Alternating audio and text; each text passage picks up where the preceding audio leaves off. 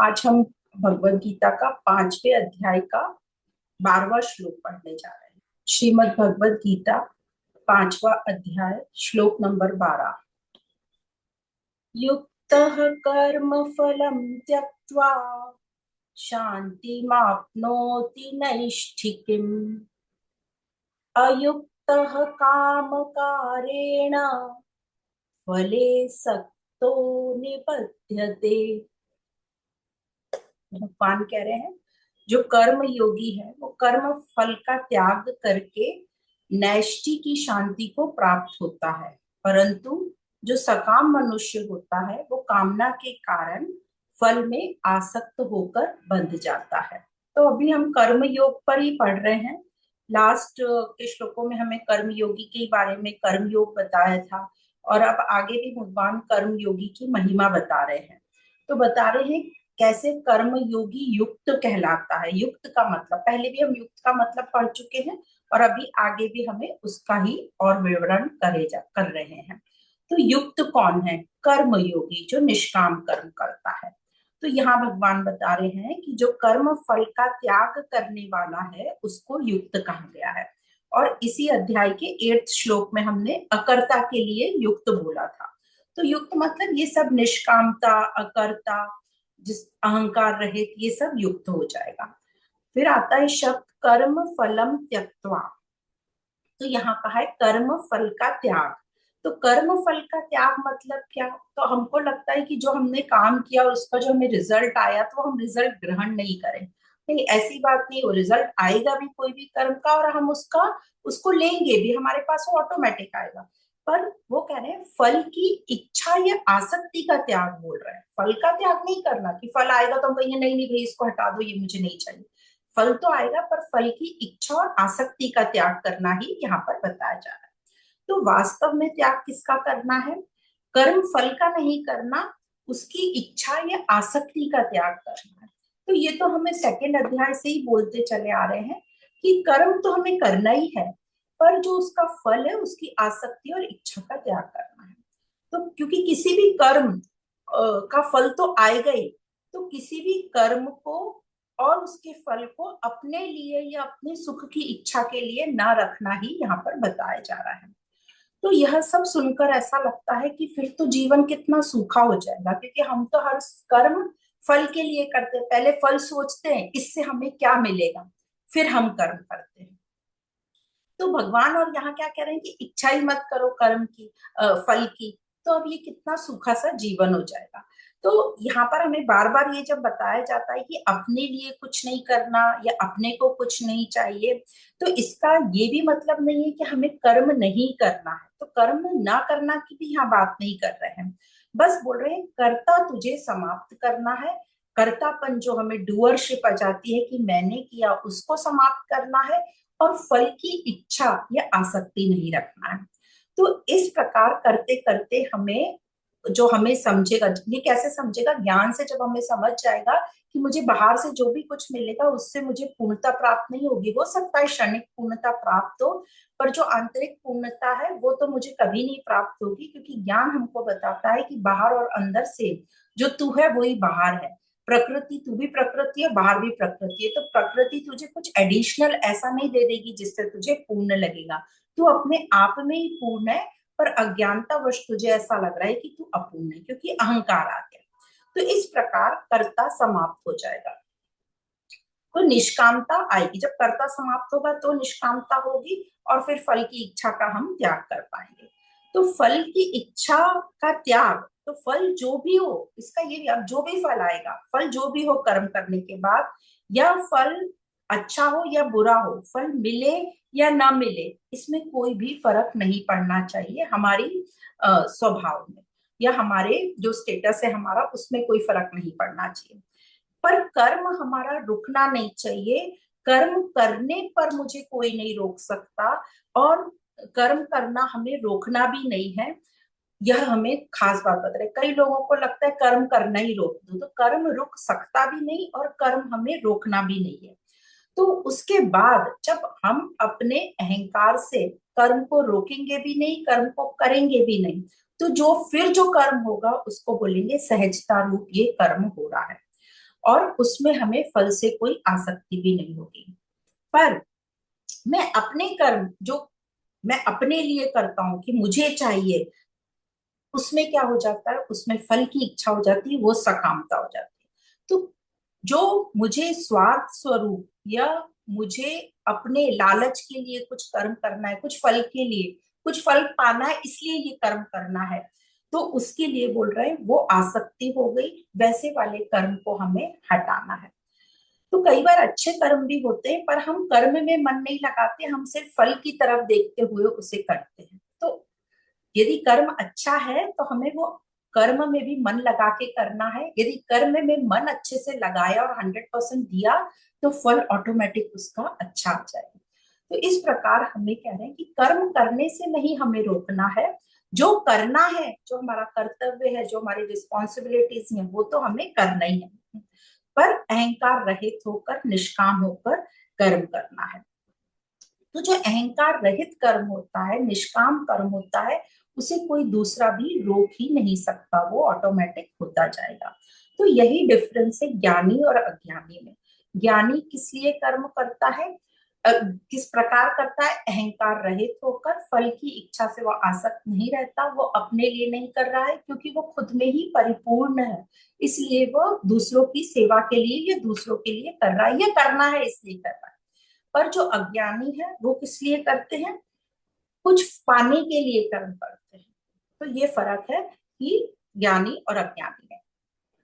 तो जो हम अहंकार रहित कर्म करते हैं उसी को सहज कर्म करते हैं, और वो कर्म को कोई रोक भी नहीं सकता, और उसी को कहते हैं कि ये कर्म जो भी हो रहा है बड़े प्रेम से हो रहा है या आत्मा से हो रहा है। पर जो अज्ञानी होता है उसका पूरा ध्यान किसमें होता है, कर्म फल पे रहता है। तो वो जो हर कर्म करता है तो कर्म से ज्यादा उसका ध्यान रहता है फल के ऊपर पूरा टाइम, कि ये कर्म से मुझे ये फल मिलने वाला है। तो उसका जो पूरा ध्यान रहता है वो उस वक्त वर्तमान में न रह के भविष्य में रहता है। पूरा टाइम वो कर्म फल के बारे में सोचता रहता है। और जब उसको कर्म फल मिल जाता है तो बहुत सी चीजें ऐसे होते हैं, बहुत से कर्म, कि हमें उसका फल मिल गया तो हम वो कर्म करना छोड़ देते हैं। अब आप सोचोगे ऐसा कौन सा कर्म है जिसका फल मिल गया तो हमने छोड़ दिया। जैसे कि हमने बहुत पढ़ाई करी, एक जगह एडमिशन लेने, तो एडमिशन मिल गया हमको, तो फिर हमने पुस्तकें पढ़ना छोड़ दिया। जैसे मेडिकल की एंट्रेंस की पढ़ाई करें, अब एडमिशन मिल गया तो हम यूजुअली देखते हैं जो फर्स्ट ईयर के बच्चे वो एक साल पढ़ते ही नहीं, वो हवा में उड़ते रहते, उनको लगा बस यही तो करना था, एडमिशन लेना था, मिल गया एडमिशन। और लोग भी बोलते हैं एक बार एडमिशन मिल गया वो तो फिर धक्का मार आप निकल ही जाओगे कैसे भी। तो फल मिल गया तो हमने पढ़ाई करना छोड़ दिया। तो जैसे ये डॉक्टर या ऐसे कोई भी आप कॉम्पिटिटिव एग्जाम को ले लोगे या दूसरे भी अपने दिनचर्या में देखोगे कि हमने वो कर्म करना छोड़ दिया। अब जब हमने वो कर्म करना छोड़ दिया पर जबरदस्ती से जो थोड़ा बहुत कर लेते हैं और फिर डॉक्टर भी बन गए समझो, तो हमने बिल्कुल पढ़ाई लिखाई करना छोड़ दिया। क्यों क्यों क्योंकि हमारी रोजी रोटी तो चल ही रही थी, अपना क्लिनिक अच्छे से चल ही रहा है, तो अब पढ़ने की कोई जरूरत नहीं है। पर अब ऐसा व्यवसाय करने में क्या मजा, क्योंकि रोज की नई नई चीजें आ रही हैं, और हम पढ़ते नहीं रहेंगे तो हम अपडेटेड नहीं रहेंगे, तो फिर हमारा काम कैसा होगा। इसलिए वो कर्म करना तो जरूरी है, पढ़ना जरूरी है, पर हम बिना कर्म किए वो बस फल भोगते रहते हैं। तो आप समझ लो कि जो हमें वो आनंद आएगा, हम भले ही सुपरफिशियल आनंद आएगा, हमें बहुत पैसा मिल जाएगा, इज्जत भी मिल जाए, सब कुछ, पर अंदर से जो हमें एक कॉन्फिडेंस आएगा वो उतना परिपूर्ण नहीं रहेगा।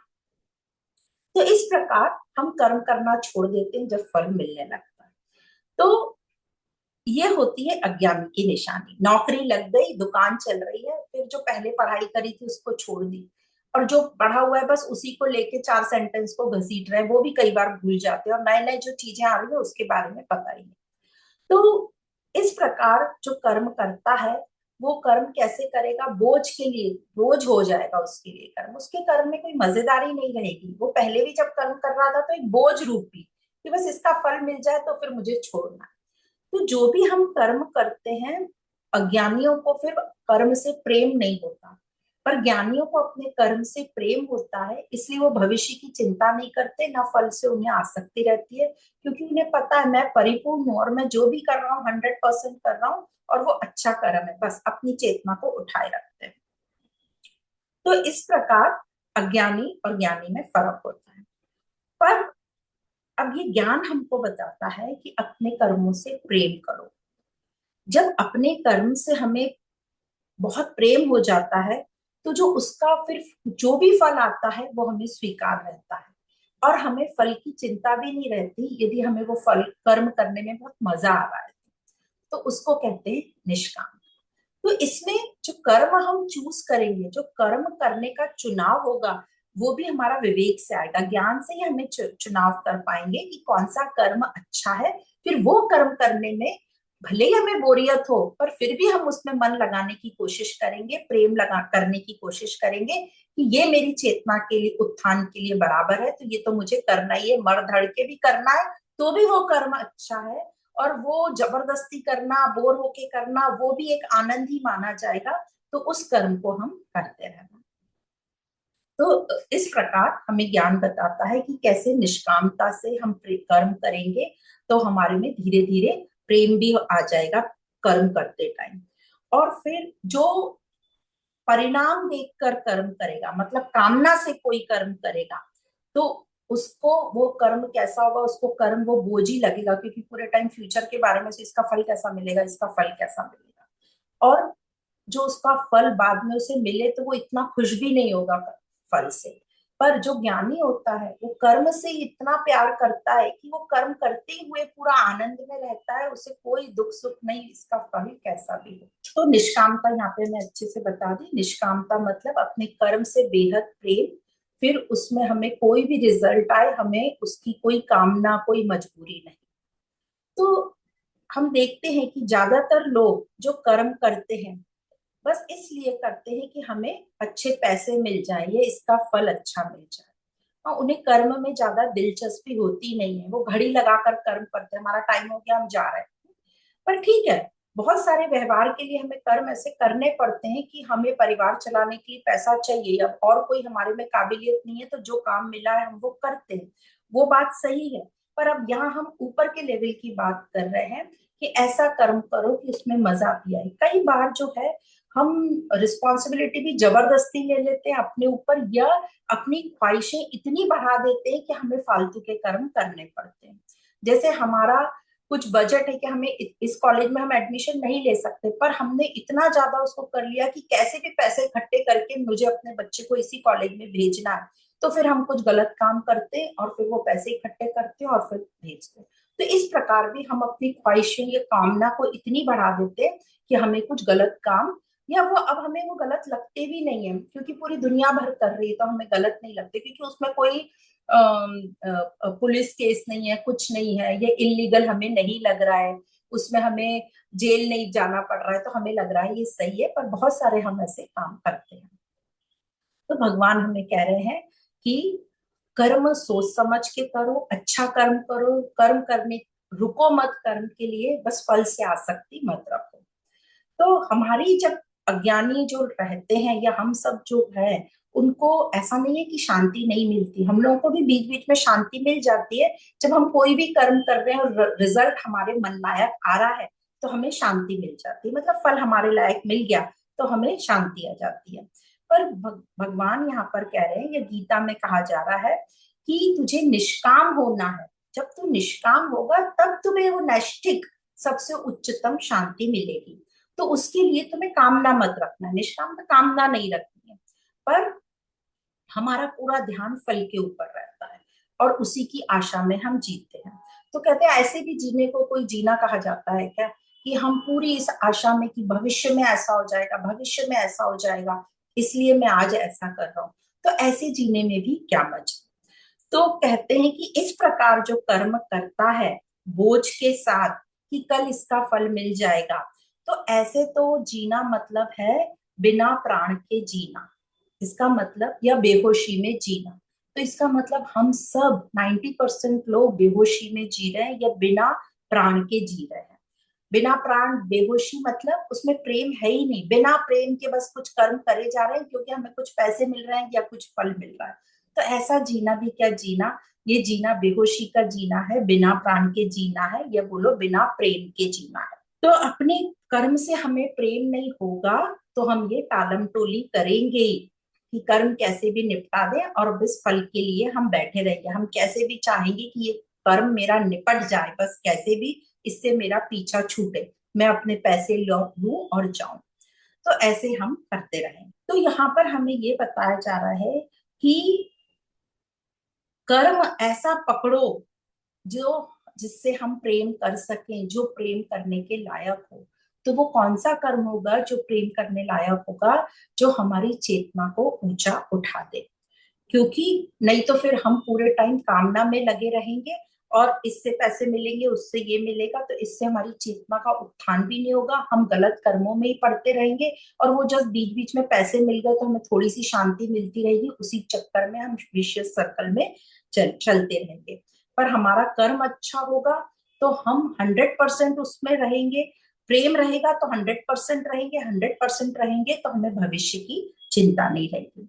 तो ये जो है कर्म, कैसा कर्म चूज करना, फल की चिंता नहीं करना, इस पे बहुत लंबी चौड़ी चर्चा हो सकती है क्योंकि हर किसी का अपना आएगा मत कि नहीं नहीं बिना फल के तो हम करें ही कैसे काम, और कुछ कर्म तो ऐसे करने ही पड़ेंगे। तो जैसे कह दिया है कि ये व्यवहार में कुछ कर्म हम कर जाते हैं ऐसे, पर अब कोशिश करके हम ऐसे कर्म करें जिससे हमें प्रेम हो, जो हमारी चेतना को ऊंचा उठाए। पर अधिकतर जो हमारी कर्म अभी होते हैं वो कामना पर आधारित होते हैं, और उससे हमें बीच बीच में खुशी मिलती रहती है, कभी थोड़ी मिल जाती है, कभी नहीं मिलती, तो फिर नहीं मिलती तो हम आशा में जीते हैं, मिल भी जाती है तो हम आशा में रहते हैं।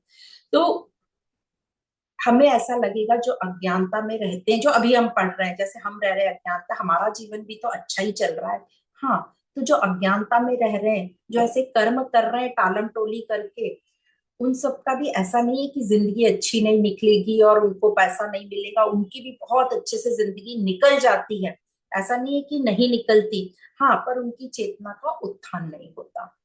तो और कई जो है सही कर्म करते हैं पर दूसरों को देखकर विचलित हो जाते हैं, है ना, कि अरे वो तो बिल्कुल अच्छा कर्म नहीं कर रहा, पर उसके पास तो मेरे से 10 गुना बड़ा घर है, 10 गुना ज्यादा पैसा है, तो मैं ये क्यों करूं, और छोड़ देता है। तो भगवान कहते सही कर्म को पकड़े रखो, दूसरों को हमें नहीं देखना है, दूसरों से हमें कंपैरिजन नहीं करना है।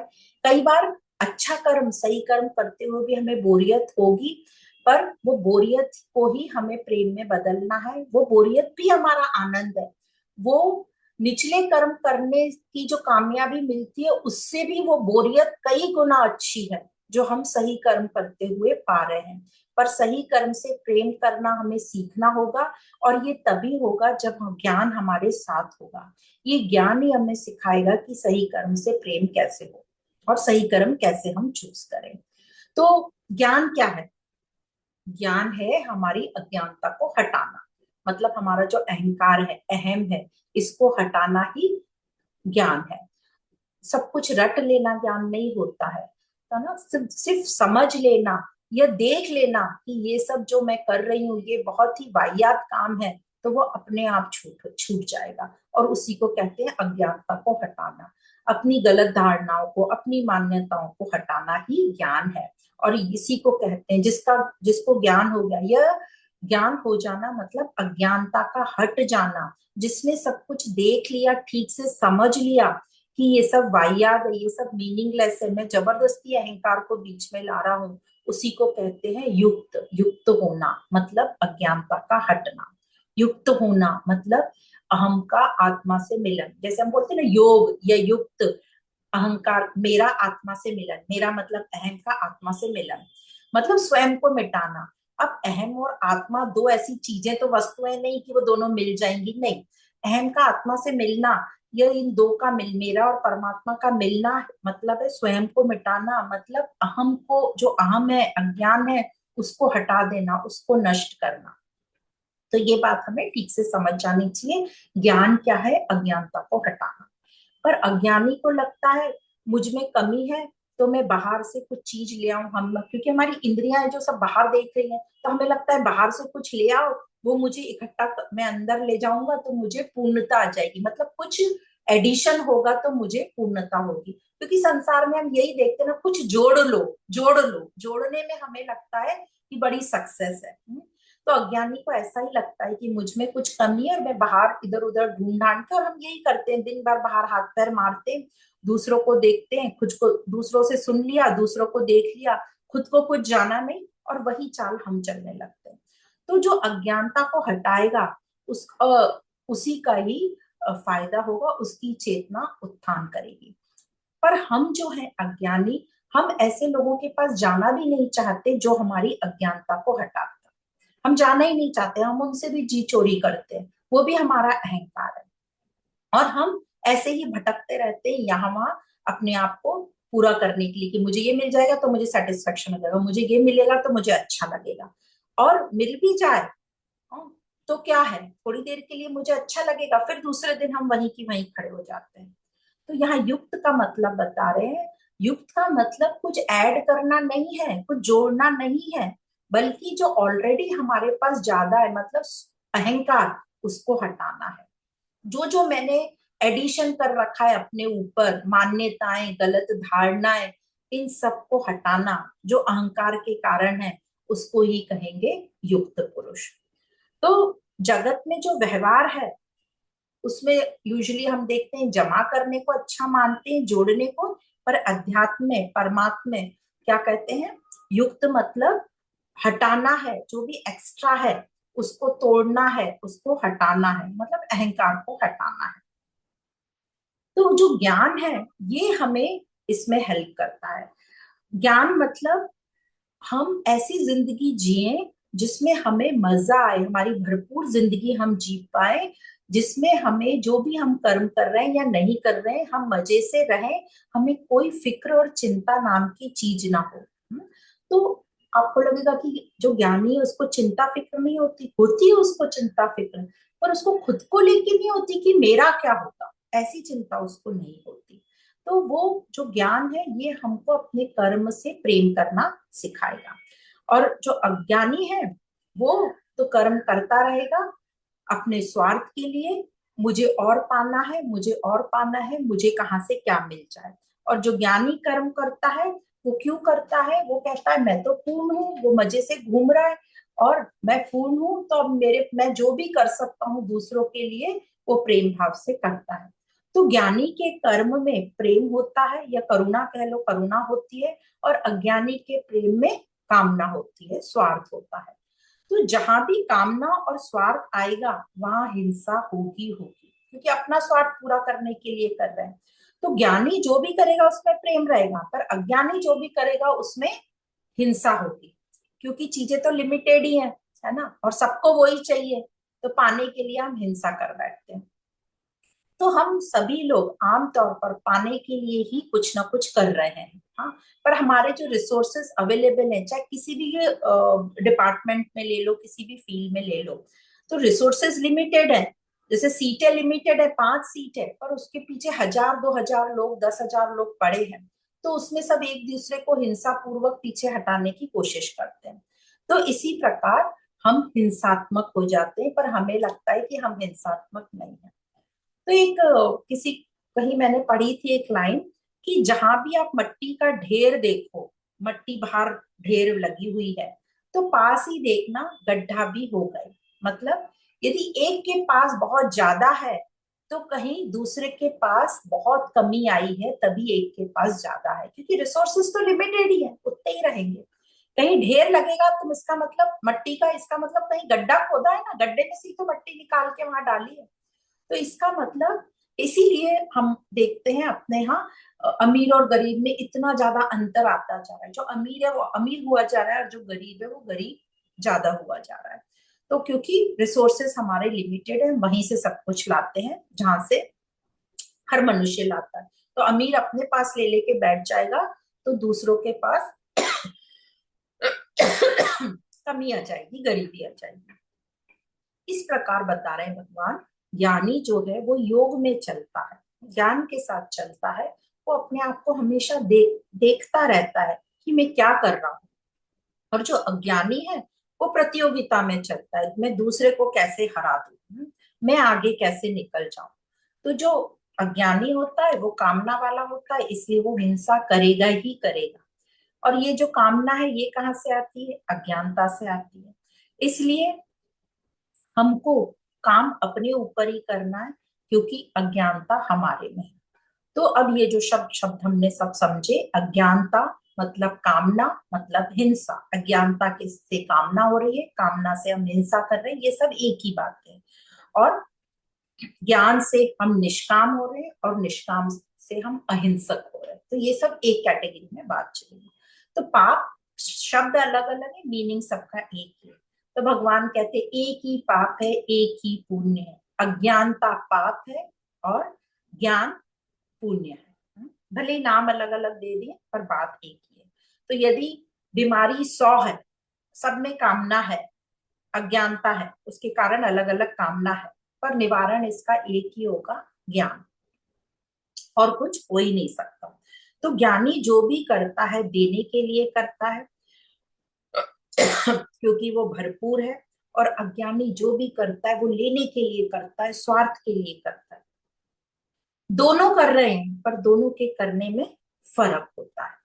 ज्ञानी जो है वो तथ्य को तथ्य की तरह देखता है, उसमें अर्थ ज्यादा डालने की कोशिश नहीं करता, क्योंकि अर्थ कौन डालता है? अहंकार। मैं और तू कौन करता है? अहंकार। तो ज्ञानी में वो अहंकार नहीं है, तो वो मैं तू को अलग अलग करके नहीं देखेगा। तो ज्ञानी अर्थ की तलाश नहीं करता, मैं नहीं तुम नहीं, इसलिए उसे नैष्ठिक शांति की प्राप्ति है। उसको गाली दे या प्रशंसा दे उसे कोई फर्क नहीं पड़ता। वो तो समझ रहा है ये अच्छे से कि ये खेल है और खेल चल रहा है, और यही युक्त मुक्त पुरुष की पहचान है। तो इस प्रकार यह श्लोक भगवान ने हमें ठीक प्रकार से समझाया कि युक्त कौन है। तो अब आगे के श्लोक में, श्लोक नंबर 13, अब भगवान फिर से सांख्य योग का जो विस्तार है उसका विस्तार पूर्वक वर्णन करेंगे। कर्म योग अभी अच्छे से हमें बता दिया कि निष्कामता क्या है, युक्त क्या है, अयुक्त क्या है, ज्ञानी क्या है, अज्ञानी क्या है, पाप क्या है, पुण्य क्या है, नैष्ठिक शांति क्या है। अब 13वें नंबर का श्लोक, 5वां अध्याय श्रीमद् भगवत गीता, श्लोक नंबर 13। सर्वकर्माणि मनसा सन्न्यस्यास्ते सुखं वशी नवद्वारे पुरे देहि नैपुर्वन्न कारयन्। भगवान कह रहे हैं जिसकी इंद्रियां और मन वश में है, ऐसा देहधारी पुरुष 9 द्वार वाले शरीर में संपूर्ण कर्मों को मन से त्याग करके निसंदेह न करता हुआ न करवाता हुआ सुख पूर्वक अपने में स्थित रहता है। तो यहाँ शरीर को 9 द्वार वाला शहर या नगर कहा गया है, और उसमें रहने वाला, उसमें मैं रहने वाले का भाव मतलब अहंकार, उसमें मैं जो भाव है उसकी बात कर रहा है कि वो जो अहंकार है, तो ये शरीर है और उसमें मैं अहंकार बन के रह रहा हूं, ऐसे नगर की वो बात कर रहे हैं। उसमें रहने वाला कौन है? अहंकार। और हमारा अब ये पूरा अध्यात्म क्या कर रहा है? हमारा ये जो मैं विशेषपन है कि मैं इस शरीर को चला रहा हूं, इसको हटाने की कोशिश कर रहा है। तो जैसे किसी शहर में रहने वाला मनुष्य शहर में होने वाली क्रियाओं को अपना नहीं मानता कि ये मैं कर रहा हूं, है ना। जो शहर में तो बहुत सारी क्रियाएं होती हैं, पर हम सब ये थोड़ी ना मानते कि हम कर रहे हैं। उसी प्रकार इस शरीर में, ये 9 द्वार वाला जो शरीर है, इसमें ये मैं अहंकार का भान रखने वाला, ये जो है अहंकार जो कहता है मैंने किया, उसको ये नष्ट कराता है ज्ञान। कैसे? क्योंकि ये ज्ञान हमको जनवा दिया ज्ञान ने कि जो है ये शरीर और जो अहंकार, ये भी प्रकृति है। हमने इसके पहले श्लोकों में पढ़ लिया है कि ये शरीर और अहंकार भी प्रकृति है, मतलब यह ज्ञानी या युक्त पुरुष पुरुष अच्छे से समझ गया कि ये जो शरीर है ये मट्टी ही है, तो उसे ये जो दोहा है ना, माटी कहे कुमार से, ये ठीक प्रकार से समझ में आ गया कि एक दिन मैं रो आज तू मुझे रौंद रहा है, कल को मैं तुझे रौंद दूंगी। तो उसको ये श्लोक ठीक से समझ गया कि मैं भी मट्टी हूं और बाहर भी सब मट्टी है, सब कुछ मट्टी ही है। उसमें ये जो मैं वाला भाव है ये नहीं रहता, मतलब विशेषता नहीं रहती कि मैं अलग हूं या मैं कुछ कर रहा हूं। तो ज्ञान जो है ये मैं भाव को हटाने का काम करता है।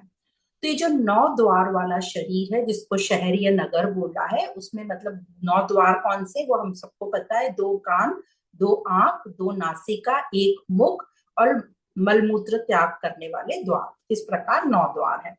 तो इस प्रकार हमें यहाँ बताया जा रहा है जो कर्म योगी है, जो निष्कामी है, वह इंद्रियां और मन को वश में करे रहता है। वह इस 9 द्वार वाले शरीर में विवेक पूर्वक सभी कर्मों का त्याग करके रहता है। कैसे रहता है? न करता हुआ न करवाता हुआ। वो जान गया, क्या जान गया? कि प्रकृति ही प्रकृति को चला रही है, ये जान गया। कैसे जान गया वो ये? अपने को देखकर, सुनकर, ज्ञान लेकर, आत्म अवलोकन करके वो समझ गया कि ये प्रकृति ही प्रकृति को चला रही है। तो क्या वो अभी दुखी रहता है कि अरे मैं क्या करूं, मैं तो कुछ नहीं कर रहा? नहीं, वह सुख पूर्वक विचर रहा है। उसकी स्थिति कैसी है? सुख पूर्वक स्थिति में रह रहा है। तो ऐसी स्थिति कैसी आई उसको? वो ज्ञान से आई। इसी अध्याय के 20वें श्लोक में भी बताएंगे ऐसी स्थिति। तो ऐसी स्थिति उसे कैसे आई? वो ज्ञान से उसको ये स्थिति आई। ज्ञान से उसने आत्म अवलोकन किया और स्वयं को वश में किया, इस अहंकार को वश में किया। क्या समझ रहा है वो? कि ये शरीर है, पर शरीर मैं नहीं हूं और न ही मैं शरीर को चलाने वाला हूँ। ये शरीर है, अपना काम कर रहा है। पर अब आप बोलेंगे कि अब शरीर को अच्छा करना रखना भी तो मेरा काम है, तो वो तो मैं कर रहा हूँ। हाँ, ये जो मैं अहंकार, यह जो प्रकृति है जिससे पूरा शरीर बना है, ये अहंकार का में ही एक ऐसा तत्व है जो इस शरीर को, जो ज्ञान ले लेता है और इस शरीर की चेतना से काम कराता है, अपनी चेतना को ऊपर उठा के रखता है और क्या मेरे लिए अच्छा है क्या ठीक नहीं है वैसे वो चलता है। तो ये अहंकार का ही एक गुण होता है जो हमारी चेतना को ऊपर उठाने में या ज्ञान लेने में मदद करता है। तो ये जो हम ज्ञान लेते हैं, इसमें जो सबसे बड़ी बाधा आती है उसमें आती है कर्तापन का भाव। और ये कर्तापन जो है ये इतना हमें हमारे व्यक्तित्व को पक्का कर देता है, अहंकार को पक्का कर देता है कि हम उसी में चलते रहते हैं। और ये अध्यात्म मतलब ज्ञान, ये सीमितता को हटा देता है, ये विशेषता वाली मान्यता को हटा देता है। जो हमें लगता है ना हम विशेष हैं, हम ऐसे हैं, हम वैसे हैं, हम ऐसा करते हैं, ये मैं अहंकार विशेष लगता है आपको। तो ये जो ज्ञान है हमारी विशेषता को, विशेषता वाली मान्यता को हटा देता है। तो समझाता है हमें कि क्रियाएं तो सब प्रकृति में ही हो रही है, प्रकृति ही प्रकृति को चला रही है। तो कर्तापन से ये जो हमारा अहंकार पक्का होता है, ज्ञान इसको हटाता है और अकर्तापन से हमारा अहंकार हटता है, हमारा अहंकार गलता है और हमारा अहंकार गलना ही हमारा आत्मा से मिलन है। बस इतनी ही ये बात है। एक और बात यहाँ समझने की है कि कर्ता तो हमको समझ में आ गया कि करने का भाव, पर मैं कुछ नहीं करता ये भी एक अहंकार होता है। तो यह भाव भी नहीं करना है, तो यह भी कर्तापन हुआ कि मैं कुछ नहीं करता। तो ये कर्तापन का अहंकार और न कर्तापन का अहंकार भी कर्तापन का अहंकार है। तो इसलिए भगवान कह रहे हैं करने से भी मतलब नहीं होना चाहिए और नहीं करने से भी मतलब नहीं होना चाहिए। न करने से, न ना करने से मतलब हो हमारा, क्योंकि सब कुछ प्रकृति ही चला रही है। तो ज्ञान योग से हमें असंगता आती है, मतलब जो हमें विशेषता का मान्यता हो गई थी, विशेषता का संग हो गया था, वो मिटाती है हमारा। तो ज्ञान योगी की असंग होता है, वो संगता को ज्ञान जो है मिटा देता है। और हमारे मन इंद्रियों को वश में रखता है। मन इंद्रियां सभी, अंतःकरण सब बोल दिया, मतलब ज्ञानी स्वयं को वश में रखता है। तो ज्ञान लेता है, अवलोकन करता है, अपना आत्मावलोकन, अपने विचार देखता है, अपने भाव देखता है, मैं क्या कर रहा हूँ, और अपने को कंट्रोल में या वश में रखता है, स्वयं को वश में रखता है। तो अभी स्वयं कौन है? अहंकार, उसको वश में रखता है। तो आत्मज्ञान से ज्ञानी ने जान लिया कि वो और मैं एक ही हैं। कौन? वो बाहर जो सब प्रकृति दिख रहा है, या यहाँ बोलो शरीर, और जो मैं मान रहा हूं अहंकार, ये एक ही है। तो वहां कुछ ऐसा नहीं मिल सकता शरीर से या बाहर प्रकृति से, कुछ मुझे ऐसा नहीं मिलेगा जो मुझे पूर्ण कर दे, तो उसकी भोगने की प्रवृत्ति मिटेगी। तो यहाँ हम बेसिकली बाहर की प्रकृति से जो हम बहुत भोगना चाहते हैं कि मुझे उससे मिल जाएगा, इसलिए हमारी आसक्ति होती है और फिर हम भोगने लगते हैं, तो हमारी वैसी प्रवृत्ति हो जाती है। पर जब ज्ञान से हमें ये पता चल जाता है कि बाहर से जो भी कुछ मिलेगा वो मट्टी ही है, बस आकार प्रकार अलग है, तो हमारी भोगने की प्रवृत्ति मिटती है। तो अब उसे भोगने की लालसा भी नहीं रहती, तो वो मुक्त हो गया। तो बंधन क्या था हमारा? भोगने की इच्छा, क्योंकि हम उन्हीं सबसे बनते हैं ना जिससे हमें भोगने की इच्छा होती है, और फिर भोगने की इच्छा होती है तो वही दुख का कारण, उसी के कारण चिंता होती है। क्योंकि दुनिया में तो बहुत सी वस्तुएं, बहुत सी व्यक्ति हैं, हजारों हैं, लाखों हैं, हमें सबकी चिंता और सबको भोगना थोड़ी ना रहता है। कुछ ही से हमें भोग या कुछ पाने की इच्छा रहती है, और जिनसे इच्छा रहती है वही हमारा भोग, हम मतलब उनसे भोगने की हमें इच्छा है, इसलिए हम उनसे बंध जाते हैं, फिर उन्हीं की हमें चिंता होती है, उन्हीं की फिक्र होती है। तो इसलिए जो ज्ञानी है वो समझ गया कि मुझे बाहर से कुछ नहीं मिलने वाला है, तो वो बंधता नहीं, उसकी भोग की इच्छा खत्म हो गई, तो वो बंधन मुक्त हो गया। अब वो किसी का गुलाम नहीं बनता, पर अज्ञानी सबका गुलाम बन जाता है। तो इस प्रकार जो आध्यात्मिक व्यक्ति होता है वो प्रकृति से मुक्त हो गया, पर साथ साथ वो प्रकृति से एक भी हो गया, क्योंकि वो समझ गया ये शरीर और ये अहंकार भी शरीर का हिस्सा है, प्रकृति है, और बाहर भी सब प्रकृति है। तो पर प्रकृति से एक हो गया, पर प्रकृति से साथ साथ मुक्त भी है, वो कहीं बंधता नहीं, क्योंकि अब उसको भोगने की कोई इच्छा नहीं है। तो आत्मज्ञान, उसको ये आत्मज्ञान ने इस ज्ञानी को बता दिया कि मैं और प्रकृति एक ही हैं।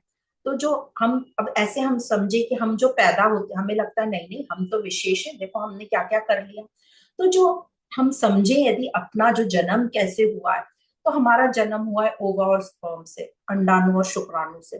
वो कहाँ से आए? माँ बाप से आए। माँ बाप में कैसे आए? माँ बाप ने जो अनाज वगैरह खाया होगा वो अपने बायोलॉजी सिस्टम में ही आया होगा, तो भोजन से ही आया। भोजन कहाँ से आया? मट्टी से ही पैदा हुआ, तो वो भी मट्टी था और हम भी मट्टी हैं। तो इस प्रकार, और मरने के बाद भी शरीर का क्या होता है? हम बोलते हैं मट्टी हो गया, तो हम जीते जी समझ लें कि ये मट्टी ही है, तो हमारा यहाँ पर फायदा होगा। तो इस प्रकार ये जो ज्ञानी है ठीक प्रकार से समझ गया कि मैं मट्टी ही हूँ, सब कुछ मट्टी है। तो इस प्रकार वो प्रकृति से एक हो गया, पर साथ में अब वो प्रकृति से बंध भी नहीं रहा, क्योंकि उसे समझ गया कि अब मैं इससे भोगना मुझे है ही नहीं, क्योंकि मुझे कुछ एक्स्ट्रा इससे मिलेगा ही नहीं, तो प्रकृति से मुक्त भी है। तो प्रकृति के अंदर रहते हुए, प्रकृति के साथ एक होते हुए, वो प्रकृति से आसक्त नहीं है, मुक्त है, अनासक्त है।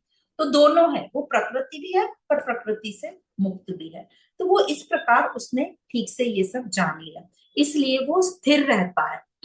उसने क्या जान लिया? जैसे हम अष्टवक्र गीता में हमने पढ़ा था कि प्रकृति पराई है ना, तो उसने समझ लिया रहना मुझे प्रकृति है, मैं प्रकृति हूँ, पर मेरी जो चेतना उसको उठाना है, मुझे मुझे अपने आप को देखना है, तो प्रकृति मेरे लिए पराई है। ये उसने ठीक प्रकार से जान लिया। अब उसका कोई उद्देश्य नहीं है, कोई कामना नहीं है, वो मस्त अब इस संसार में रह रहा है, मजे से जो करना है कर रहा है, खेल जैसे, जैसे हम लोग भक्ति में लीला बोल देते हैं। तो इस प्रकार अहंकार रहता है तो प्रकृति से हम भोग करते हैं, और जो ज्ञान अहंकार को नष्ट कर देता है, बता देता है कि प्रकृति और तू एक ही है, तो भोगने की फिर कोई बात ही नहीं होती। तो अध्यात्म हमें ये गीता में क्या सिखा रही है? युद्ध करना, युद्ध के ऊपर चल रही है ना, किससे युद्ध करना? अपने जो भोग हो रहे हैं उनसे युद्ध करना है, उनको बताना है कि क्यों भोग हो रहा है, क्यों कामना हो रही है, बताओ समझो, अपने आप से संघर्ष करना सिखा रही है कि अपने भोगों को देखो और उस पर काम करो। अहंकार को रोकना सिखा रही है, तो ये सब युद्ध करना सिखा रही है। और अहंकार को रोकना ही, अहंकार जब नष्ट हो जाएगा तो उसको क्या बोलती है, माम एकम शरणम, समर्पण भाव। बस अहंकार नष्ट हो गया कि आखिरी में भगवान कहते हैं माम एकम शरणम, मतलब मेरी शरण आ जा, मतलब हो गया अभी तेरा अहंकार खत्म। तो इस प्रकार अध्यात्म हमें संघर्ष करना, युद्ध करना सिखाते हैं। तो कभी भी हम ये ना समझें कि मुक्त पुरुष को संघर्ष नहीं होता। हम सबको संघर्ष तो करना ही पड़ेगा अपने भोगों के लिए, अहंकार को मिटाने के लिए। वो कैसा होगा, ज्ञान से हम आत्मावलोकन करेंगे, खुद को देखेंगे, खुद को जो हम देख रहे हैं वो देखने वाले को भी हम देखेंगे, अपनी कामनाओं को देखेंगे, विचारों को देखेंगे, भावनाओं को देखेंगे, और देह जो कर रही है उसको करने देंगे।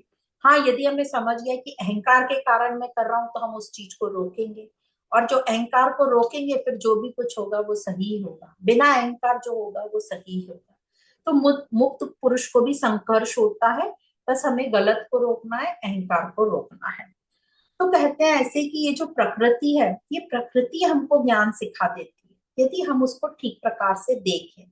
पर यदि हम प्रकृति को कामना से देखेंगे तो फिर हम उससे सीखेंगे नहीं, क्योंकि हमें उससे फल चाहिए। तो जैसे किसान खेत में काम करता है, तो किसान को उसका खेत भी बहुत कुछ ज्ञान दे सकता है, पर वो किसान जो है वो खेत से उसको फल की आशा है कि इसमें मैं बोऊंगा, फिर बीज आएंगे, फिर उससे मैं पैसे कमाऊंगा। थोड़ा बहुत ठीक है, पर पूरा हमेशा यही सोचता रहेगा तो उसको उस खेत से कभी ज्ञान नहीं होगा। नहीं तो आप प्रकृति को देखोगे, ये खेत कैसे चल रहे हैं, वो मेरा कैसे कर रहे हैं, मैं उनका कैसे कर रहा हूँ, तो हमें बहुत सा ज्ञान हो जाएगा। पर यदि हम किसान बनकर वो खेत में जाएंगे तो हमें ज्ञान नहीं होगा। इसी प्रकार हमें शास्त्रों से भी बहुत ज्ञान हो जाएगा, पर हम पंडित की तरह वो शास्त्र पढ़ेंगे कि मेरा बिजनेस चल जाए, मैं इतने सारे श्लोक लर्न कर लूं, ये करूं तो मैं इससे बिजनेस करूं, तो फिर मैं उन शास्त्रों से कुछ नहीं समझूंगी, मैं एक पंडित और ये रट्टू तोता बन के बैठ जाऊं। तो इस प्रकार हमको प्रकृति ही सब कुछ सिखा देती है, हमें कुछ और करने की जरूरत नहीं है, पर उसको हमें साक्षी भाव से या दृष्टा भाव से देखेंगे तो हमें कुछ समझ में आए। तो आज ये यहाँ पर दो श्लोक हमने किए, 12 नंबर और 13 नंबर। आगे भी अब भगवान बताएंगे सब कुछ प्रकृति करती है, तो फिर कर्म कौन करता है, कौन है ये जो सब करवाता है, इसकी बात हम नेक्स्ट क्लास में करेंगे। तो आज हम यहीं पर रुकते हैं। आप सभी को बहुत बहुत धन्यवाद।